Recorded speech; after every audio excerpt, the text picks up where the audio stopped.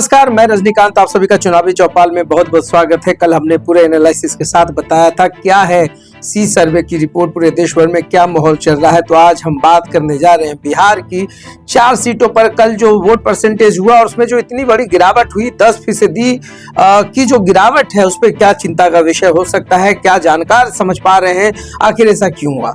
बिहार के औरंगाबाद, गया, जमुई और नवादा 4 लोकसभा सीटों पर चुनाव होने थे कल, और जो वोट परसेंटेज था वो मान के चला जा रहा था कि 60% तो कम से कम पोलिंग होगी, मगर सबसे खराब स्थिति रही है नवादा की।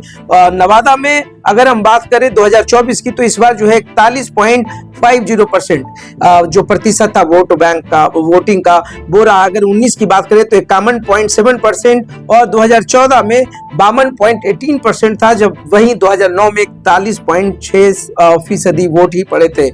ये तो कुछ वो आंकड़े हैं जिस पर आज चर्चा होना बहुत जरूरी है। इसी प्रकार से जमुई में 50% वोटिंग हुई है। 2019 में 57.8% रहा था स्थिति, 2014 में भी 50.01% और 2009 की बात करें तो 38.01%। इसी प्रकार से गया में 52% वोटिंग हुआ है।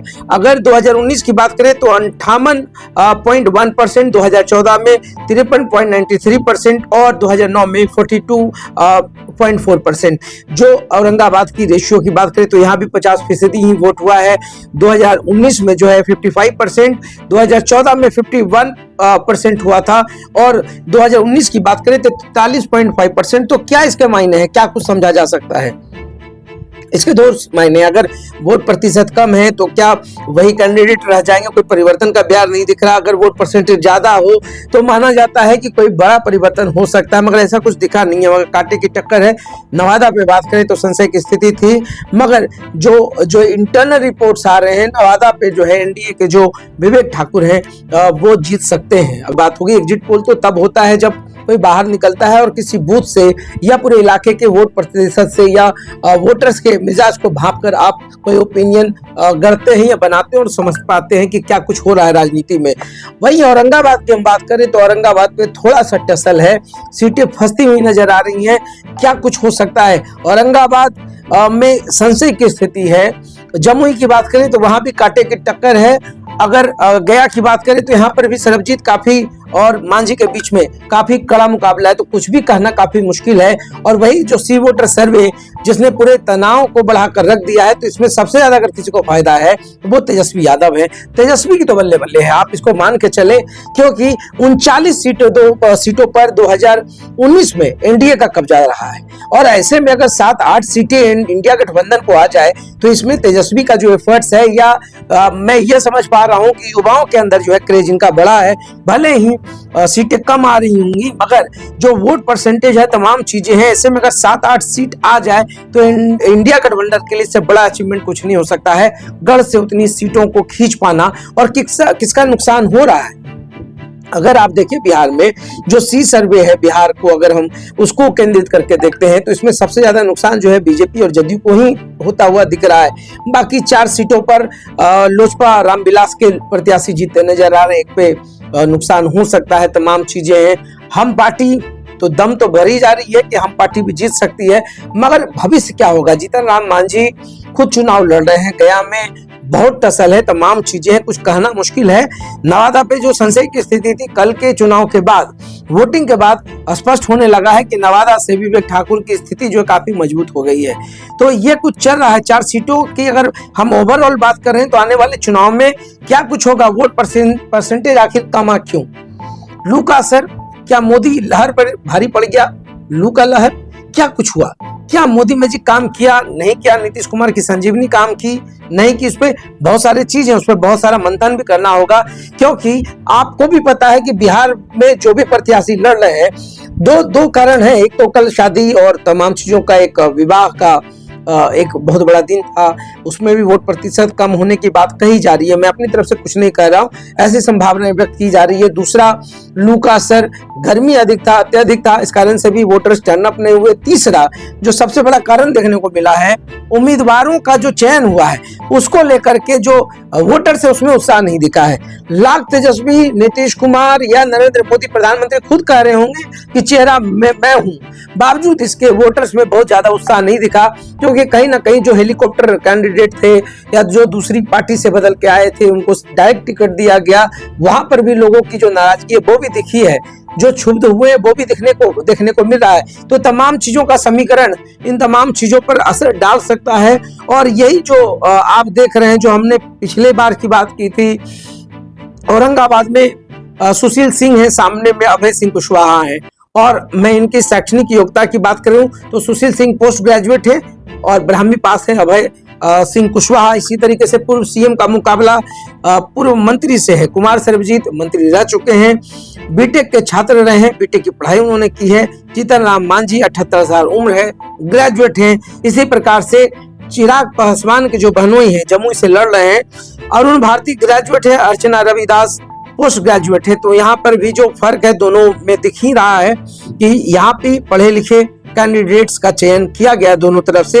हालांकि जो पहले से जीतते आए होंगे और उनको अगर टिकट नहीं मिला है तो कहीं ना कहीं वो खींच दिखा है। इसी प्रकार से पूर्व केंद्रीय मंत्री के बेटे मैदान में है नवादा से, और विवेक ठाकुर जो लॉ के स्टूडेंट रहे हैं, LLB इन्होंने पूरी की है, और जो श्रवण कुशवाहा है 10वीं पास है। मगर जो तमाम चीजें हैं, श्रवण कुशवाहा के स्थानीय होने का फायदा तो जरूर मिला है। श्रवण कुशवाहा स्थानीय है। पूरे बिहार में जो अभी माहौल बन रहा है, जो सी वोटर्स का सर्वे आ रहा है या तमाम चीजें हैं, उसके अलावे पूरे देश में आप देख रहे होंगे भूचाल दिख रहा है, 370 कोई 400 किन्हीं के सर्वे में तो आप देखें कि मोदी जी हार रहे हैं, मोदी जी को 220 सीटें नहीं आ रही है। कहीं आप सर्वे देख रहे होंगे कि मोदी जी को 400 पार कर दिया गया है। आखिर देश में इतनी जो भ्रम की स्थितियां बनी हुई हैं उसमें क्या कुछ होगा। मगर बिहार की हम बात कर रहे हैं, पाटलिपुत्रा पे राजद के खाते में जाता हुआ सीट दिख रहा है। तो ऐसे में क्या कुछ कारण हो सकता है, इस पे भी मंथन करना जरूरी है। क्या कुछ कमी रह गया होगा, इस पे भी देखना होगा, क्योंकि आप एक चीज को मान ले कि कहीं ना कहीं एंटी कैंपेंसी फैक्टर होता है। दूसरी बात है कि रामकृपाल यादव और मीसा भारती लगातार लड़ रहे हैं, मीसा भारती लगातार हार रही हैं। तो इस बार क्या कुछ हुआ है, हो सकता है रामकृपाल एक ऐसे नेता हैं जिनका कार्यकर्ता से लेकर पूरे समाज के लोगों पर अच्छी खासी पकड़ है, इससे कोई इनकार नहीं है। खैर, कुछ सीटों की बात हो रही, पूर्णिया इंडिपेंडेंट होता हुआ दिख रहा है, मतलब पप्पू यादव जीते हुए दिख रहे हैं। तो फिर जाएंगे कांग्रेस में। उन्होंने तो कह दिया कि हमारी जो आत्मा है, जो हमारा तमाम विश्वास है, वो तमाम कांग्रेस के साथ है। छपरा में भी टसल है, राजीव प्रताप रूडी और रोहिणी आचार्य आमने सामने है, तो वहां भी टसल है।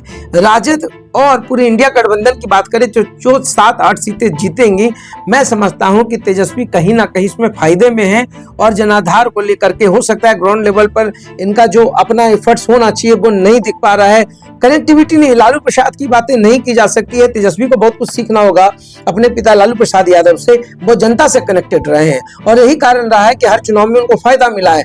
वो ऐसे व्यक्ति हैं जहां खड़े हो जाते हैं, लोग खड़े हो जाते हैं, क्योंकि उनका जो इंटरेक्शन है, जो बूथ लेवल पे या कार्यकर्ताओं पे कमांड रहा है, वो काफी अद्भुत रहा है। तो तेजस्वी यादव नो डाउट चेहरा अच्छा है, तमाम चीजें हैं, बहुत पटखनियां देने की कोशिश कर रहे हैं। कितना सफल हो पाएंगे तो 4 जून के बाद ही क्लियर हो पाएगा। तो सी वोटर से तमाम चीजें हैं, बहुत कुछ देखना बाकी होगा। अभी बिहार में काफी हलचल है, काफी उथल पुथल है। कुछ भी कह देना सी वोटर्स के आधार पे किसी की सरकार बना देना, मेरे समझ से ये गलत होगा। प्री एज्यूम्शंस जो होते हैं या आप प्री प्रेडिक्शंस की जो बात करते हैं, वो वोटर्स के मन में 24 घंटे पहले या 1 दिन 2 दिन पहले जो है वो तमाम चीजें बिहार में अब तक मैंने देखी है कि अचानक से चीजें परिवर्तित हो जाती हैं। कल तक जो आदमी किसी के विरोध में होता है, चुनाव के 24 घंटे पहले तक वो जाकर के खड़ा हो जाता है जिसका वो विरोध कर रहा होता है। तो इसीलिए किसी भी हड़बड़ाहट में सी वोटर्स के ही सिर्फ आधार पर किसी को सत्ता दे देना या किसी को हरा कर या जीत दर्ज करवा देना, मेरे ख्याल से यह जल्दबाजी होगी। बहुत कुछ देखना बाकी है। बिहार में नीतीश कुमार का जो एक फैक्टर रहा है वो भी कहीं ना कहीं खतरनाक साबित हुआ है। जो बार बार चेंजेस और तमाम चीजें रही, निर्णय रहे, उसमें भी खास करके जो कार्यकर्ताओं के बीच से ना हो करके जो चयन प्रक्रिया हुई उम्मीदवार की, इसमें भी लोग काफी नाराज हैं। और हालांकि नाराजगी तो बीजेपी से भी है, नाराजगी राजद से भी है। हिना साहब की बात करें तो शहाबुद्दीन की तमाम विरासत को, अगर शहाबुद्दीन की विरासत को बचाना, हिना शहाबुद्दीन को, वहां से राजद जो है उस पे लोग दावा कर रहे हैं कि राजद के उम्मीदवार जीत सकते हैं। अगर ऐसा होता है तो एक जो विरासत है शहाबुद्दीन की, जो एक राजनीतिक पकड़ है, वो तमाम चीजों पर भी प्रश्न चिन्ह लग सकता है। तो कहीं ना कहीं हर पार्टी जो है, उम्मीदवारों का जो चयन हुआ है उसमें कुछ नाराजगी है, कुछ सिटिंग सांसद का टिकट कटा है, तो ऐसे में भीतर घात की भी संभावनाएं बढ़ सकती है। तो बिहार में बहुत कुछ होना भी बाकी है।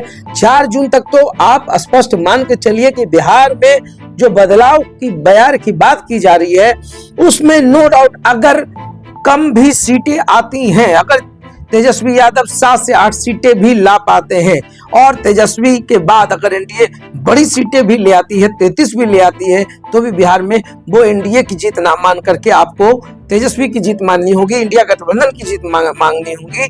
क्योंकि आप जहां पर क्लीन स्वीप का सपना देख रहे हैं, जो आपका आंकड़ा 39 का रहा है, अगर वो घसक कर 33 आ जाता है तो ये चिंता का विषय हो जाएगा। आने वाले 2025 में बिहार का विधानसभा चुनाव भी होना है, इसका असर होता हुआ दिख जाएगा।